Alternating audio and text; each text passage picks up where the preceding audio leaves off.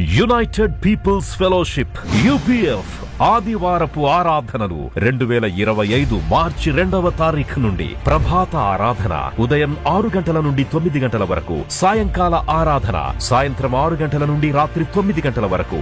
స్థలం clock tower garden restaurant పక్కన, Secunderabad YMCA hall 3వ అంతస్తులో జరుగును. Also live on Facebook, Insta and YouTube. Zoom ID 9550504718, code 7777.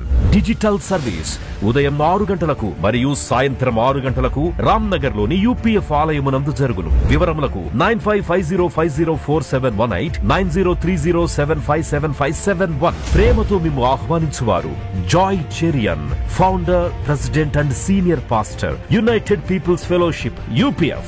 అందరూ ఆహ్వానితులే. సిలువను గూర్చిన వార్త నశించుచున్న వారికి వెర్రితనము కాని రక్షింపబడుచున్న మనకు దేవుని శక్తి.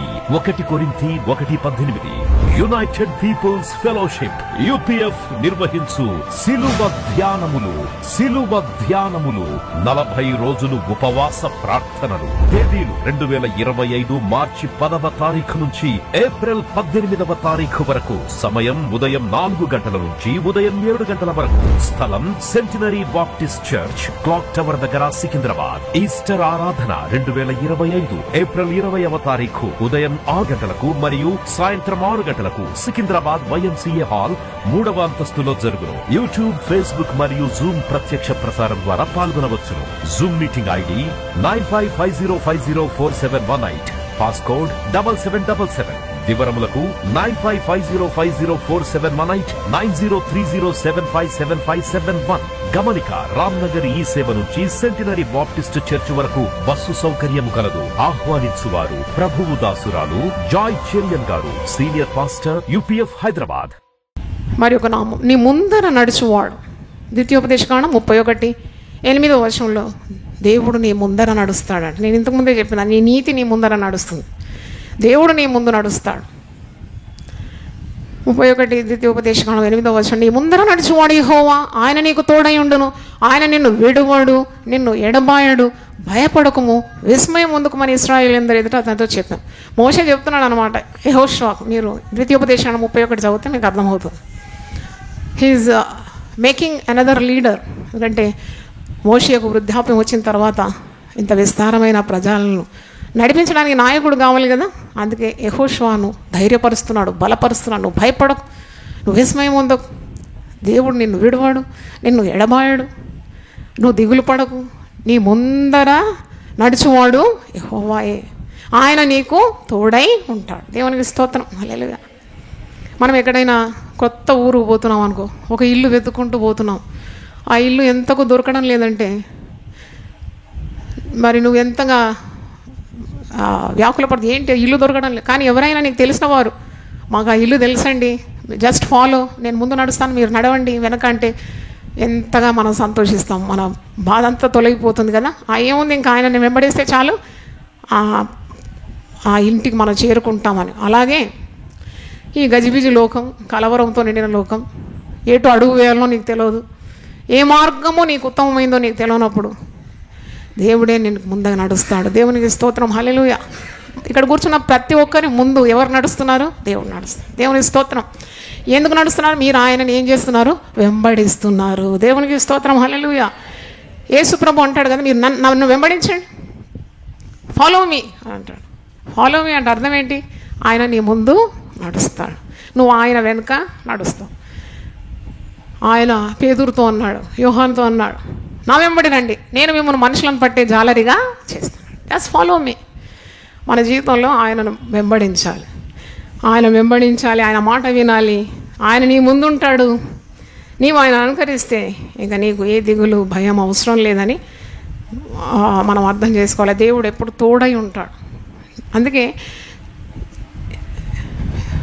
ఎవనికి యాకోబు దేవుడు సహాయుడు, ఎవడు దేవుడైన యెహోవా మీద ఆశ పెట్టుకున్నాడో ఆ నరుడు ధన్యుడు. మనం చాలా ధన్యులం అన్నమాట. మన మందిరానికి వస్తాం, మనం ప్రార్థన చేసుకుంటాం, పాటలు పాడతాం, వాక్యం వింటాం, వాక్యం చదువుతాం, దేవుని బిడ్డలతో సహవాసం కలిగి ఉన్నాము. మనకు దేవుడు ఉన్నాడు, దేవుని మాటలు మనకు ఉన్నాయి. దేవుడు మనకు నాయకుడిగా ముందు నడుస్తున్నాడు కాబట్టి ఏం భయం మనకు లేదు. అంటే మనము కాపరిని కలిగిన గొర్రెలం అన్నమాట అని అంటాడు కదా, నేను మేపెడు గొర్రెలు, మీకు నేను కాపరిని. అంటే ఒక కాపరి స్వరం వింటూ మనం ముందుకు వెళ్తున్నాం. మన ముందు నడుస్తున్నాడు మన కాపరి, మంచి కాపరి. ఆయన ముందు నడుస్తున్నాడు, ఆయన స్వరం మనం వింటున్నాం. కాబట్టి మనకు భయం లేదు, విస్మయం లేదు. మనం చక్కగా అనీతి మార్గాల్లో నడుచుకొని వెళ్ళిపోతున్నాం అన్నమాట. దేవుడు ముందు నడిచే దేవుడని నువ్వు అర్థం చేసుకోవాలి. మరి ఒక నామం యథార్థవంతుడు. దేవుడు యథార్థవంతుడు. గాడ్ ఈజ్ పర్ఫెక్ట్ అని ఇంగ్లీష్ బైబిల్లో గాడ్ ఈజ్ పర్ఫెక్ట్. అప్పుడు నేను అనుకున్న యథార్థతనే పర్ఫెక్షన్, సంపూర్ణత. ఏంటంటే ఒక వ్యక్తి యథార్థంగా ప్రవర్తించడం, అది దేవుని స్వభావం. కీర్తనలు 18:30 ఉంది, దేవుడు యథార్థవంతుడు, గాడ్ ఈజ్ పర్ఫెక్ట్. యెహోవా వాక్కు నిర్మలం, తన శరణు జొచ్చు వారికి అందరికీ ఆయన కేడం. అంటే దేవుడే యథార్థవంతుడు. అప్పుడు ఆయన మాటలు ఎలాగుంటుంది? యథార్థంగా ఉంటుంది. దేవుని మాటలు పవిత్రమైనవి అన్నమాట, దాంట్లో ఏ కల్తీ లేదు. అందుకే నువ్వు వాగ్దానాల మీద ఆశ పెట్టుకుంటున్నావు, వాగ్దానాలను ఉచ్చరిస్తున్నావు. దేవుని వాగ్దానాలు ఎన్ని ఉన్నను అవన్నీ క్రీస్తునందు అవునన్నట్టుగానే ఉంది. చప్పట్లు కొట్టి దేవుని స్తుతిద్దాం. భయపడకమో, నేను నీకు సహాయం చేసినానంటే దేవుని మాట అది. కాబట్టి అబద్ధం లేదు కదా దాంట్లో, యథార్థవంతుడు కదా దేవుడు. Fear not, I will help you, తప్పకుండా నీకు సహాయం చేస్తాడని అర్థం. నా కృప నిన్ను విడిచిపోదు, ఆ దేవుని మాట, తప్పకుండా ఆ మాట నెరవేరుతుంది. కనుక మరి దేవుడు యథార్థవంతుడు కాబట్టి ఆయన మాటలు పవిత్రమైనవి. కీర్తనలు 12 ఒకసారి చూడండి, 6వ వచనం, యెహోవా మాట పవిత్రమైనవి. సామ్స్ 12:6. యెహోవా మాటలు పవిత్రమైనవి, అవి మట్టి మూసలో 7 మార్లు కరిగి ఊదిన వెండి అంతా పవిత్రములు. ప్యూర్ అన్నమాట, ఏ కల్తీ లేదు దాంట్లో. అందుకే మనుషుల మాటల కంటే ఎవరి మాట నమ్మాలి? నువ్వు దేవుని మాట నమ్మాలి. ఆయన మాట ఇస్తే మాట తప్పని దేవుడు ఆ మాటలన్నీ నెరవేరుస్తాడు అని అర్థం. యథార్థంగా దేవుడు ఉన్నాడు కాబట్టి నీ ప్రవర్తన కూడా యథార్థంగా ఉండాలి. యథార్థవంతులకు కూడా చాలా వాగ్దానాలు పరిశుద్ధ గ్రంథంలో ఉంది. యథార్థవంతులకు ఆయన ఏ మేలు చేయక మానడు. యథార్థవంతుల త్రోవ రాజమార్గం, యథార్థవంతుల గుడారము వర్ధిల్లుతుంది. యెహోవా కనుదృష్టి యథార్థవంతులను బలపరుచుటకు లోకమంతా సంచరిస్తుంది. యథార్థవంతుల ప్రార్థన ఆయనకు ఆనందకరం. ఇలా యథార్థవంతులని చాలా వాగ్దానాలు వాక్యంలో చూస్తున్నాం.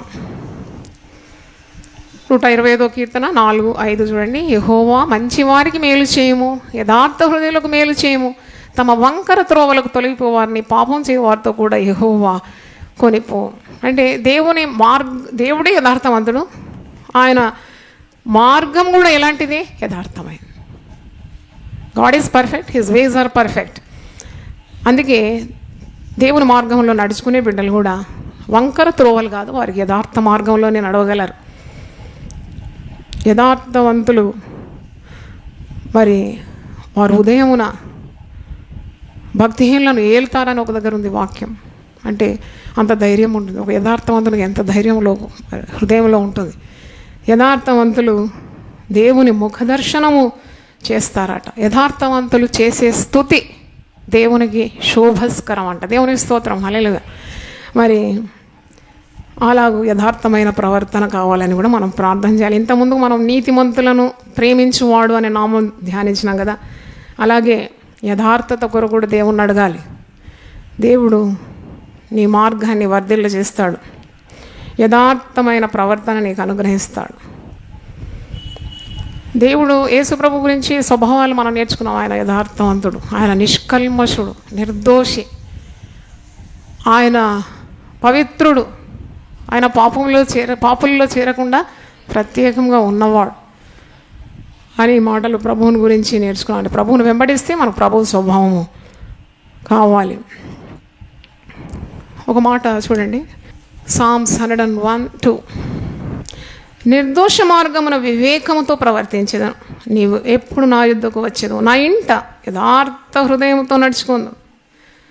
నా ఇంట నేను యథార్థ హృదయంతో నడుచుకుంటాను. ఎంత మంచి మాట కదా. బయట అందరు బాగానే ఉంటారు, అస్సలు వారి ప్రవర్తన ఎక్కడ తెలుసుకోవాలి, ఇంట తెలుసుకుంటేనే అర్థమవుతుంది వారు ఎటువంటి వారు. కానీ దావీదు అంటున్నాడు, బయట ప్రపంచంలో కాదు నేను యథార్థంగా ఉన్నాను, నా ఇంట నేను యథార్థంగా ప్రవర్తిస్తా, నా ఇంట యథార్థ హృదయంతో నడుచుకుందును. నేను యథార్థవంతుడైన దేవుని బిడ్డను కదా, నా ఇంట కూడా నేను యథార్థ హృదయంతో ఉంటా అని అంటున్నాడు. కనుక ఇవన్నీ వాక్యాలు మన హృదయంలో నాటుకోవాలి. ఎవరైనా ఇంటిలో నీ యొక్క మరి పరిస్థితి ఏదైనా, ఒక భార్యగా ఉన్నావేమో, ఒక సేవకునిగా ఉన్నావేమో, ఒక సేవకురాలిగా ఉన్నా, ఒక ఉద్యోగిగా ఉన్నా, ఆ యథార్థ ప్రవర్తన వదిలిపెట్టు. ఒక మాట యోబు గ్రంథం చూడండి, 4:6. యోబు 4:6. నీ భక్తి నీకు ధైర్యం పుట్టింపదా, నీ యథార్థ ప్రవర్తన నీ నిరీక్షణకు ఆధారము కాదా, జ్ఞాపకం చేసుకోనము. నిరపరాధి అయిన ఒకడు ఎప్పుడైనా నశించినా, యథార్థవర్తనులు ఎక్కడైనా నిర్మూలము అయిరా. ఎక్కడైనా నీతివంతులు నశించిపోయినారా? యథార్థంగా ప్రవర్తించే వారికి ఏదైనా కీడు జరిగిందా? యథార్థవర్తనులు ఎక్కడైనా నిర్మూలమైనారా? అందుకే నీ భక్తే నీకు ధైర్యం ఇవ్వాలి, నీ యథార్థ ప్రవర్తన నీ నిరీక్షణకు ఆధారం కావాలి. యోబు గురించి దేవుడు ఏం సాక్ష్యం ఇస్తున్నాడు? యోబు 1:1 చూడండి. What God is testifying about his servant Job. ఊజు దేశమునందు యోబు అని ఒక మనుషుడు ఉండెను, అతడు యథార్థవర్తనుడు. హల్లెలూయా గట్టి చెప్దామా. యోబు ఎలాంటి వాడు? యథార్థవంతుడు, న్యాయవంతుడు, దేవుని యందు భయభక్తులు కలిగి చెడుతనమును సరిచేసేవాడు. దేవునికి చాలా ఇష్టమైపోయింది యోబు. అన్నట్టు యోబు కష్టాలు రాలేదా? వచ్చినాయి కదా. ఆ కష్టాలు అన్నిటి నుండి విడుదల పొందినాడు. పోగొట్టుకున్నవన్నిటికంటే రెట్టింపు ఆశీర్వాదాలు పొందుకున్నట్టే వాక్యంలో ఉన్నది. శ్రమల కొలిమిలోనే శ్రేష్టమైన బంగారంగా మరి తేలినాడు. అంటే దేవుడు ఇబ్బంది కొలిమిలో అతన్ని పరీక్షించినాడు. He proved perfect. అంటే యథార్థవంతుడు. దేవునికి స్తోత్రం. హల్లెలూయా. యథార్థవంతుడైన దేవుని కొలిచేవారు, సేవించేవారు, పూజించేవారు యథార్థమైన ప్రవర్తననే కలిగి ఉండాలని నేర్చుకుంటున్నాం. ఇంకో దావీదు తాళపు చెవి కలిగిన వాడు, one who holds the key of David. అంటే ఇది ప్రకటన గ్రంథం 3:7 ఉంది. రెవల్యూషన్ 3:7. ఫిలదెల్ఫియాలో ఉన్న సంఘపు దూతకు ఇలా వ్రాయము, దావీదు తాళపు చెవి కలిగి ఎవడను వేయలేకుండా తీయవాడును, ఎవడను తీయలేకుండా వేయవాడునైన సత్యస్వరూపి ఒక పరిశుద్ధుడు చెప్పిన సంగతులు ఏమనగా, నీ క్రియలను నేను ఎరుగుదును, నీకున్న శక్తి కొంచెమై ఉండినను, నీవు నా వాక్యమును గైకొని నా నామము ఎరుగననలేదు. ఇదిగో తలుపు నీ ఎదుట తీసి ఉంచున్నాను, దాన్ని ఎవడును వేయనరని.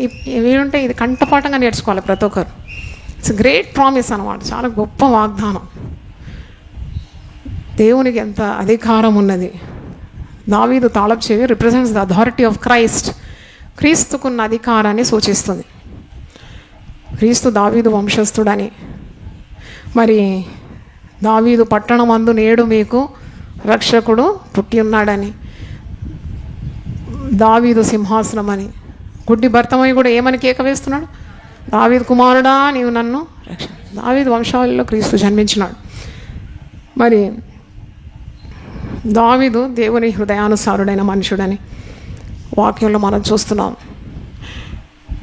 అపోస్తలుల కార్యం 13:22 ఒక మాట ఉంది కదా, నేను యెష్షై కుమారుడైన దావీదును కనుగొంటిని, అతడు నా ఇష్టానుసారుడైన మనుషుడు, అతడు నా ఉద్దేశములన్నీ నెరవేర్చు అని చెప్పి అతన్ని గురించి సాక్ష్యం ఇచ్చాడు. A man according to the heart of God. మరి దావీదు తాళపు చెవి అంటే క్రీస్తు ఒక అధికారాన్ని సూచిస్తుంది. యేసు ప్రభు పునరుద్ధరణైన తర్వాత తన శిష్యులతో అన్నాడు కదా, పరలోకమందును భూలోకమందును నాకు సర్వాధికారము ఇవ్వబడింది. ఇంత మంచి మాట అండి. చప్పట్లు కొట్టి దేవుని స్తుతిద్దాం. హల్లెలూయా. సర్వాధికారి, సర్వాధికారి.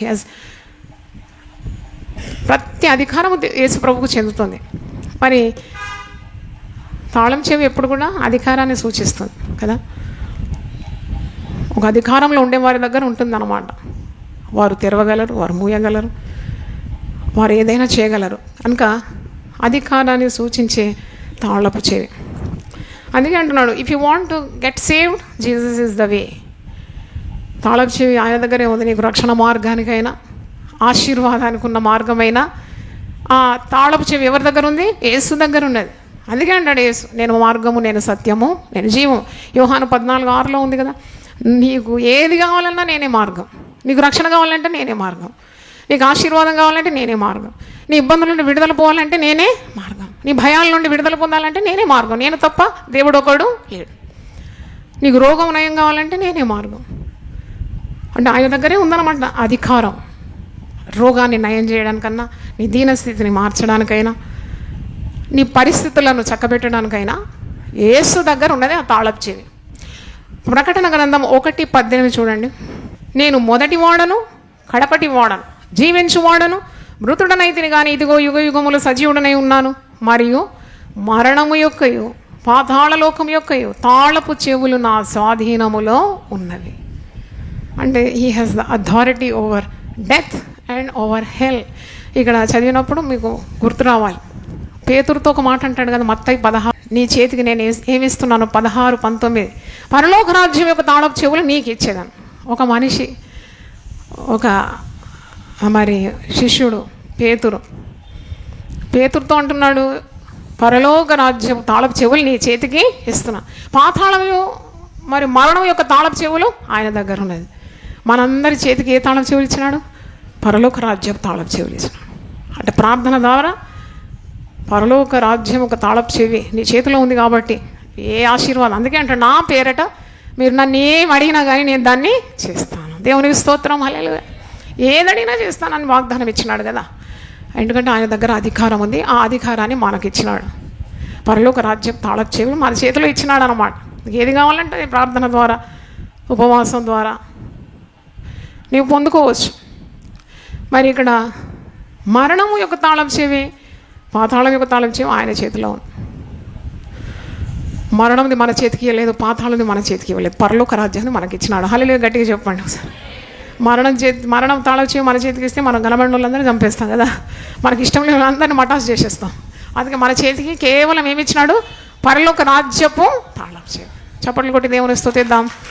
అందుకే అంటున్నాడు, అధికారం గల దేవుని మనం ఆరాధిస్తున్నాం. అంటే he has the keys of David. ఆయన సర్వాధికారి కనుక నీకు ఏది కావాలైనా కానీ నువ్వు ఆయన దగ్గరనే పొందుకోవాలి. యెషయా 22:22 చూడండి.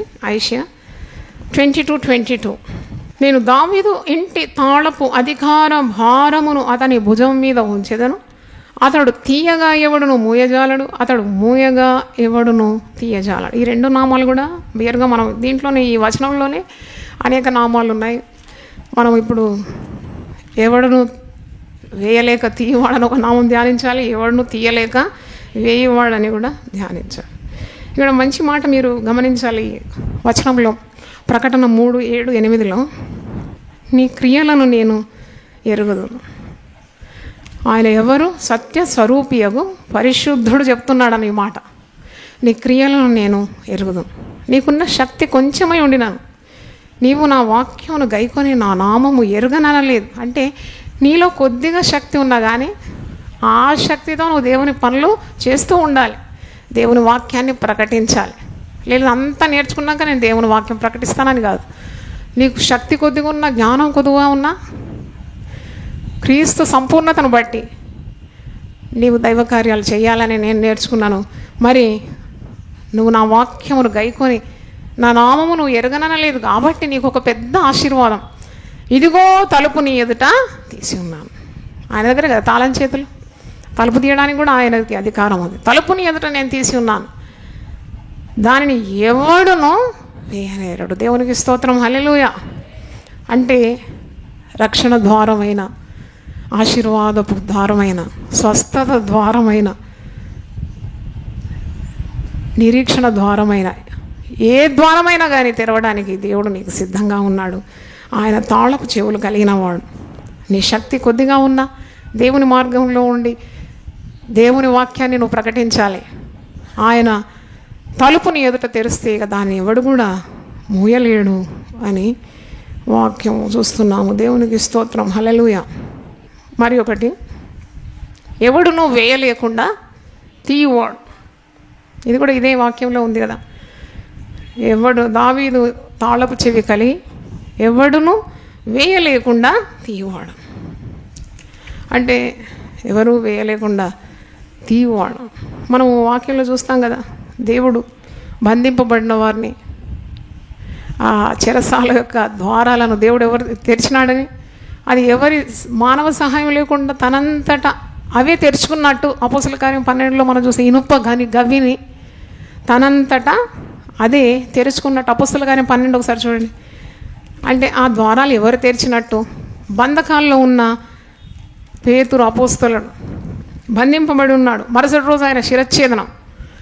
మరి సంఘము ఆయన కొరకు అత్యాసక్తితో ప్రార్థన చేస్తుంది.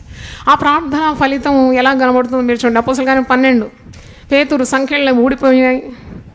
7వ వచనం, ఇదిగో ప్రభు దూత అతని దగ్గర నిలిచిన అతడు ఉండిన గదిలో వెలుగు ప్రకాశించిన దూత పేతురు ప్రక్కన తట్టి త్వరగా లెమ్మని అతని లేపగా సంఖ్యలు అతని చేతుల నుండి ఊడిపడెను.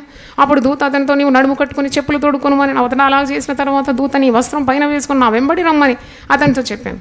అతడు వెలుపలికి వచ్చి దూత వెంబడి వెళ్ళి దూత వల్ల జరిగినది నిజముగా జరిగినని గ్రహింపక తనకు దర్శనం కలిగినని తలంచాను. మొదటి కావలిని రెండవ కావలిని దాటి పట్టణంలో పోవు ఇనుప గవిని యొద్దకు వచ్చినప్పుడు దానంతటా అదే వారికి తెరుచుకున్నాను. హల్లెలూయా. అంటే ఇనుప గవిని ఎవరు తెరిచినారు? దేవుడే తెరిచినాడు. అంటే ఎవరు వేయలేకుండా ఆయన తీసేసినాడు అన్నమాట. అంటే ఎంత అద్భుతం! ఒక భక్తునికి విడుదల కలిగింది ఆ రోజు. చెరసాల్లో ఉన్న భక్తుని కొరకు సంఘము ప్రార్థిస్తుంటే ఒక మహా అద్భుతం కలిగింది. పరలోకం నుండి దూత దిగొచ్చి మరి సహాయపడుతున్నాడు ఆ భక్తునికి. తర్వాత గవిని వెలుపలికి రావడానికి ఇనుప గవిని తనంతటా అదే తెరుచుకుందని, దానంతటా అదే వారికి తెరుచుకోనేనని వాక్యంలో చూస్తున్నాం. అంటే ఇది ఒక అద్భుతం, మహా అద్భుతం కదా. మనం కొన్ని ప్రార్థన చేసినప్పుడు నీవు బంధకాల్లో ఉన్నప్పుడు, చెరలో ఉన్నప్పుడు మొరపెట్టాలి. బంధకాలు విడిపించే దేవుడు. తిరిగి ఎవరు కూడా వేయలేరు దాన్ని. దేవుడు ఒక్కసారి తీసేస్తే కదా. దేవునికి స్తోత్రం, హల్లెలూయా. అంటే గాడ్ కెన్ పర్ఫార్మ్ వండర్స్. 16 అపోస్తలు కానీ 16లో కూడా అద్భుతం జరుగుతుంది కదా. పౌలు శీలలు మధ్యరాత్రి వేళ వారు పాటలు పాడుతున్నారు. ఎందుకంటే జనసమూహం వారి మీదకి పడి దొమ్మిగా కొట్టి వస్త్రాలని లాగేసి బెత్తంలతో వారిని బాధినారు. రక్తం అంతా కారుతుంది దేహం నుండి. అప్పుడు వారు చెరసాల్లో వేయబడినారు. భయపడడం లేదు, నిరాశపడడం లేదు, తిట్టిపోయడం లేదు. కానీ వారు ఏం చేస్తున్నారు? అపోస్తల కార్యం 16, 25, 26 చూడండి. అయితే మధ్యరాత్రి వేళ పౌలును సీలయు దేవునికి ప్రార్థించు కీర్తనలు పాడుచుండిరి, ఖైదీలు విరుచుండిరి. అప్పుడు అకస్మాత్తుగా మహాభూకంపం కలిగిన చెరసాల పునాదులు అదిరేను. వెంటనే తలుపులన్నీ తెరుచుకుంది. ఎవరు తెరిచినారు తలుపులు? దేవుడు తెరిచినారు. ఆయన తీస్తే ఇంకెవరు వేస్తారు? కనుక తలుపులన్నీ తెరుచుకుంది. అందరి బంధకములు ఊడాను. దేవునికి స్తోత్రం. ఎవడును తిరిగి వేయలేకుండా ఆయన తీసేవాడని అర్థం. కనుక 4 గోడల మధ్యలో ఒకవేళ బందీగా ఉంటే కూడా ఈ నామం ఎత్తిపట్టి ప్రార్థన చేయాలి. నీ బంధకాలను దేవుడు విడిపిస్తాడు. నీవు ఆశీర్వదింపబడతావు. ఈ దేవుని బిడ్డలకి ఈ వాగ్దానాలు ఉన్నాయి, ఈ నామాలు ఉన్నాయి, ఈ ఆదేశాలు ఉన్నాయి. ఇంకా అసలు కలవరపడడానికి ఏముంది కదా. మంచిగా వాగ్దానాల దిండు మీద నీ తల పెట్టుకొని హాయిగా దేవుళ్ళ విశ్వాసం ఉంచి జీవిత యాత్ర కొనసాగించాలి. దేని గురించి కూడా చింతించే అవసరం లేదు. దేవుడు చాలినవాడు, మనకు సరిపోయిన దేవుడు ఉన్నాడు. కొన్నిసార్లు దేవుడిని కొన్ని ద్వారాలు తెరుస్తాడు కదా. అంటే దేవుడు తెరిచిన ద్వారాలు. ఇంతకుముందు మనం ఎవరు తెరిచినారు ఈ ద్వారం అంటే మీరేం జవాబు ఇచ్చినారు? దేవుడే తెరిచినాడు. పేతురు భక్తునికి ద్వారం దేవుడు తెరిచినాడు. బంధకాల నుండి విడుదల పొందినాడు. పౌలు శీలలకు బంధకాల నుండి విడుదల పొందినారు. ఎవరు తెరిచినారు ద్వారం అంటే మీరేమన్నారు? దేవుడే తెరిచినాడు. దేవుడు తెరిచిన ద్వారం ఎవరన్నా మోయగలుగుతారా? ఎవరు మోయగలగరు. అందుకే విశ్వాసులు ఎప్పుడు భయపడకూడదు. ఎవరో కీడు చేస్తారని, అయ్యో మేము బాగుపడకుండా నిమ్మకాయలు తెచ్చిపెట్టినారండి, అమ్మో మాకు ఏదో కీడు రావాలని వారు యోచిస్తున్నారండి. ఎవరి యోచనలు కూడా నీ జీవితంలో చెల్లదు. నీకు తెలుసా? దేవుని ఆలోచనే నీ పట్ల స్థిరంగా ఉంటుంది. దేవుని స్తోత్రం. ఎవరు నీకు కీడు చేయగలుగుతారు? అందుకే అంటున్నాడు దేవుడు, నువ్వు ఎందుకు భయపడుతున్నావు? ఎవరు కూడా వేయలేక నేను తీయువాని కదా. చూడము నా అరచేతుల మీదనే నేను నిన్ను చెక్కి ఉన్నాను కదా, నా చేతి నీడతో నిన్ను కప్పి ఉన్నాను కదా, ఎందుకు భయపడుతున్నావు మళ్ళా? అందుకే నువ్వు భయం ద్వారా దేవునికి ఘనత తేవడం లేదు. అందుకే అంటాడు, విశ్వాసం లేకుండా నాకు ఇష్టలై ఉండుట అసాధ్యం. It's impossible to please me without faith. విశ్వాసం ఉండాలి. విశ్వాసం అనే పేరు మాత్రం కాదు, ప్రతి దాంట్లో నీకు విశ్వాసం ఉండాలి. In every step you should have faith. ఎప్పుడు అనుమానం రాకూడదు నీ నోటిలో, ఎప్పుడు భయం రాకూడదు. అంటే దేవుడు గొప్పోడు, ఇంత గొప్ప దేవుని కలిగి ఉన్నాను. 1000 నామములు అంటే 1000 గుణాలు దేవుని ధ్యానిస్తుండే. ఇంకా నువ్వెందుకు భయపడతావు? ఎవరే కీడు చేస్తారు? దేవుడు తెరిచిన ద్వారాన్ని ఎవడు మూయగలుగుతాడు? నిన్ను దీవించడానికి దేవుడు ఒక ద్వారం తెరిస్తే దానికి ఎవడన్నా మూయగలుగుతాడా? ఎవరికి వీలు కాదు, ఎవరికి వీలు కాదు. కాబట్టి బంధకాల్లో ఉండేవారు, స్వాతంత్రం లేనివారు, ఇరుకులో ఉండేవారు. వాక్యంలో ఉంది కదా, ఇరుకునందుండి నేను మొరపెట్టగా విశాల స్థలంలో దేవుడు నాకు ఉత్తరం ఇచ్చినాడు. చప్పట్లు కొట్టి దేవుని స్తుతించండి. ఇరుకులో ఉన్న మొరపెట్టాలి, ప్రార్థన చేయాలి. ఆ ఇరుకు దేవుడు విశాలంగా మార్చేస్తాడు. ఆ బంధకాలంతా ఏం చేస్తాడు? ఆకాశము భూమి గతించిపోయినా నా మాటలు గతించు. అందుకే దేవుని మాటలే హృదయం నిండా నింపుకోవాలి. ఉదయం లేవుగానే కడుపు నిండా అన్నం తిన్నాను అంటారు కదా. కడుపు నిండా తింటే కూడా కొన్నిసార్లు ఆయాసాలు వస్తాయి, బాధలు కలుగుతాయి. కానీ వాక్యం నిండుగా నువ్వు నీ హృదయంలో నింపుకుంటే నీ అడుగులు ఎప్పుడు కూడా చారవు. దేవునికి స్తోత్రం, హల్లెలూయా. నేను ఒక్కొక్క నామం చెప్తుండగా మీరు చేతులు ఎత్తి స్తోత్రం స్తోత్రం ప్రభు అనాలి. నీ ముందర నడుచువాడు, యథార్థవంతుడు, దావీదు తాళపు చెవి కలిగిన వాడు, ఎవడును వేయలేకుండా తీయవాడు. స్తోత్రం స్తోత్రం స్తోత్రం. తలలు వంచండి, ప్రార్థన చేసుకుందాం.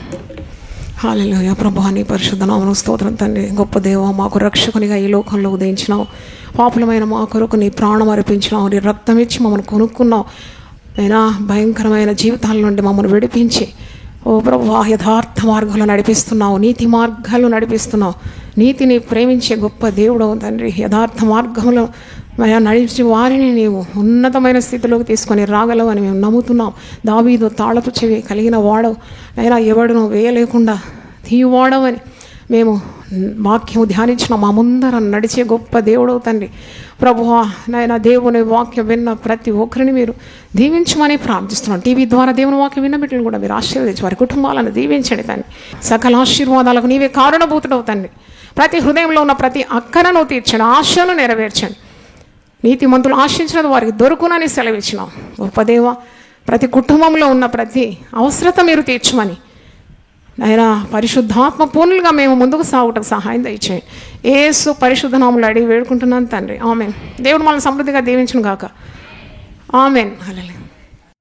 యునైటెడ్ పీపుల్స్ ఫెలోషిప్ UPF ఆదివారపు ఆరాధనలు 2025 మార్చి 2వ తారీఖు నుండి ప్రభాత ఆరాధన ఉదయం 6 గంటల నుండి 9 గంటల వరకు, సాయంకాల ఆరాధన సాయంత్రం 6 గంటల నుండి రాత్రి 9 గంటల వరకు.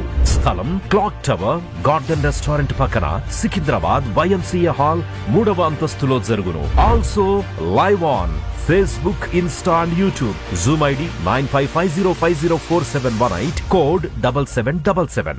డిజిటల్ సర్వీస్ ఉదయం 6 గంటలకు మరియు సాయంత్రం 6 గంటలకు రామ్నగర్ లోని UPF ఆలయమునందు జరుగును. వివరములకు 9550504718, 9030757571. ప్రేమతో మేము ఆహ్వానించువారు Joy Cherian, founder, president and senior pastor, United Peoples Fellowship UPF. అందరూ ఆహ్వానితులే. సిలువను గూర్చిన వార్త నశించుచున్న వారికి వెర్రితనము కాని రక్షింపబడుచున్న మనకు దేవుని శక్తి. 1 కొరింథీ 1:18. యునైటెడ్ పీపుల్స్ ఫెలోషిప్ UPF నిర్వహించు సిలువ ధ్యానములు.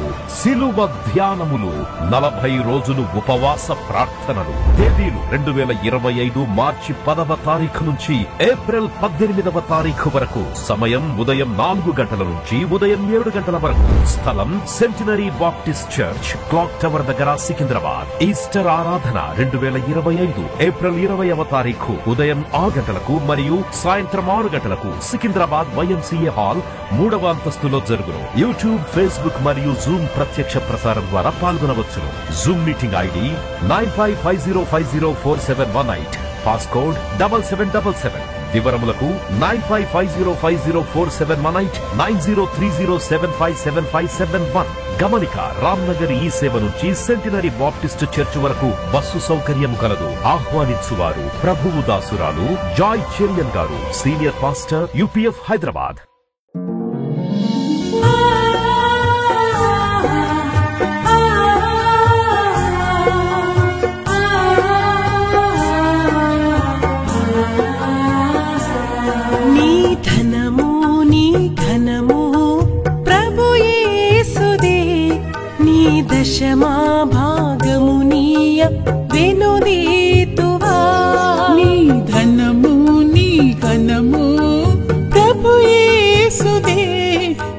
దశమా భాగమునీయ వెనుదీతువా